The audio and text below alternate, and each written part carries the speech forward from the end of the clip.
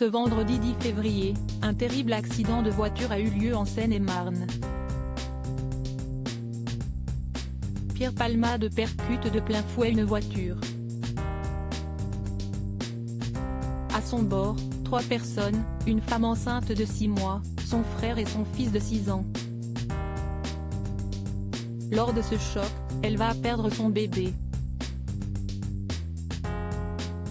Témoin de l'accident, un homme va alors confier ce qu'il a vu à son confrère du Parisien. Le choc a été très violent. La voiture de Pierre Palmade s'est retrouvée aux 3/4 dans le champ. La Renault Mégane, elle, était complètement dans le champ. Il y avait aussi la Twingo du monsieur de 80 ans. Lui, ça allait apparemment, détaillait-il. L'accident est grave, les victimes sont nombreuses.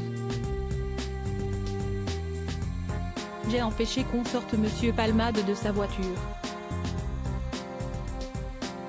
On ne sait jamais s'il avait une hémorragie interne. Il avait les yeux ouverts. Il ne parlait pas. Je le secouais pour ne pas qu'il s'endorme. Je l'ai tenu éveillé le plus longtemps possible. On a alors appelé les secours, puis un pompier volontaire qui était là aussi a pris les choses en main pour indiquer précisément au secours la situation et les blessures des victimes.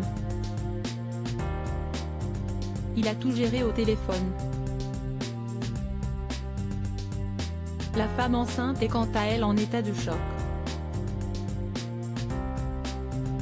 La femme enceinte était dans un sale état, l'enfant à ses côtés aussi. Elle hurlait « Où est mon enfant ?» Alors on s'est mis à chercher un deuxième enfant dans le champ, mais on n'a trouvé personne. L'enfant était dans la voiture. Comme elle était en état de choc, j'imagine qu'elle parlait du bébé qui était dans son ventre. Puis, elle est sortie seule de sa voiture. Combien de passagers étaient à bord de la voiture de Pierre Palmade? Selon un témoin de l'accident, 2 jeunes hommes se seraient enfuis de la voiture de Pierre Palmade après l'accident. Je n'ai vu personne sortir de la voiture de Pierre Palmade, poursuit David. Mais il y avait un homme d'environ 30 ans à l'arrière de son véhicule.